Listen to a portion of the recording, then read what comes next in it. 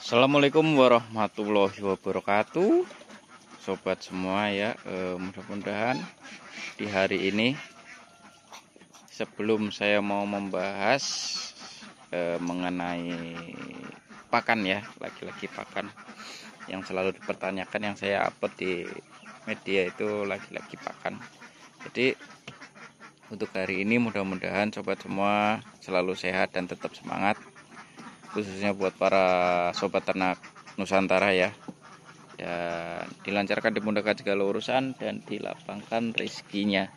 Amin amin ya robbal alamin. Oke ya bosku semua ya, sobat semua. Jadi di kesempatan kali ini lagi-lagi yang mau saya bahas itu mengenai pakan ya.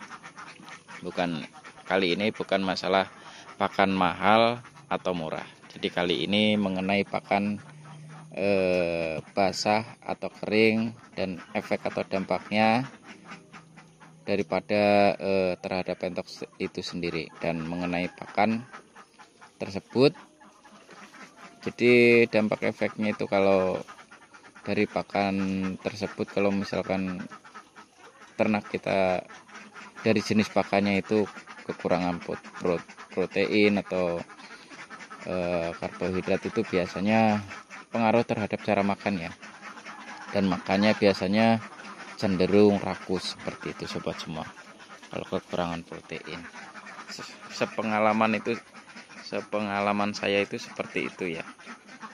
Jadi sebelum saya mau membahas tentang panjang lebar ya, jadi singkat saja di sini yang mau saya bahas mengenai pakan basah atau kering ya. Lagi-lagi mengenai pakan basah atau kering itu ya, menurut saya kembali ke peternaknya masing-masing ya. Biasanya setiap peternak itu punya cara dan ransum pakan racikan sendiri-sendiri ya, atau punya resep sendiri-sendiri seperti itu sobat semua. Jadi untuk pakan basah atau kering itu sebenarnya semuanya bagus-bagus saja, dan semua juga mempunyai kekurangan dan kelebihan masing-masing. Yang terpenting dari asupan pakan basah atau kering itu, kita tidak ketinggalan daripada protein tersebut itu mencukupi kebutuhan daripada si entok tersendiri, seperti itu sobat semua ya. Jadi tidak ada masalah dan bagus-bagus saja dan sah-sah saja mau menggunakan pakan kering atau basah itu bagus. Dan sekali lagi, jadi semua itu kembali ke peternaknya masing-masing. Jadi peternak itu versinya masing-masing ya sobat semua ya.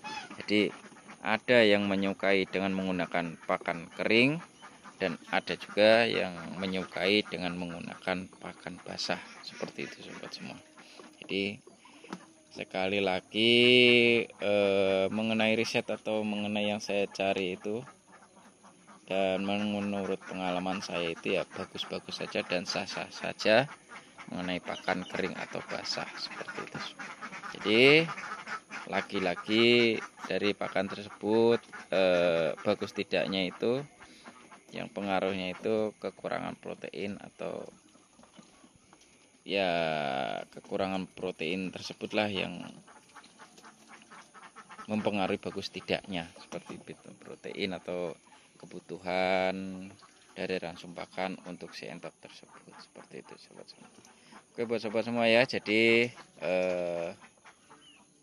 buat sobat semua, jadi tidak ada masalah dan tidak harus diperdebatkan ya seharusnya, dan di situ kita bisa saling support saja sesama peternak ya. Mau menggunakan pakan kering atau basah itu sah-sah saja. Yang terpenting itu tercukupi kebutuhan daripada si entok, supaya entok itu ini terlihat ya, makanya tidak rakus. Seperti itu, saya makanya tidak rakus. Entok itu terlihat tetap tenang, nyaman. Beda halnya dengan sepengalaman saya, atau untuk entok-entok lokal saya ini yang pakannya itu cenderung asal-asalan ya. Kalau untuk entok lokal saya ini, saya bilang asal-asalan karena pakannya itu kita ambil dari limbah catering gitu. Kita kasihkan saja. Makannya itu kalau dikasih makan satu karung limbah nasi catering itu habis sobat semua ya. Jadi makannya itu yang kayak nggak pernah makan seperti itu. Beda halnya kalau semua kebutuhan tercukupi daripada si entok ini kayak protein, karbohidrat atau segala macam itu, insya Allah makannya tetap aman. Itu makanya seperti itu sobat semua. Itu pengalaman saya. Oke sobat semua ya, jadi cukup singkat saja yang mau saya bahas di sini mengenai pakan basah atau kering ya. Lagi-lagi itu kembali ke peternaknya dan semua itu bagus-bagus saja ya, tidak ada masalah dan tidak harus diperdebatkan seperti itu sobat semua. Oke ya, kurang lebihnya mohon maaf bila ada salah kata atau kurang dalam penyampaian ya. Di sini saya juga masih belajar dan banyak-banyak sharing juga mengenai peternak entok ini ya, karena apalagi sekarang ini ya pergantian musim atau disebut musim pancaroba ya, pergantian musim antara dari musim penghujan ke musim kemarau.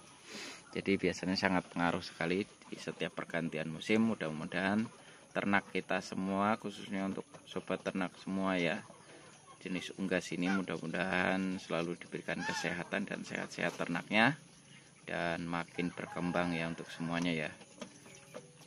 Terima kasih sebelumnya, jangan lupa dukung terus dengan cara like, comment, subscribe-nya channel saya ya.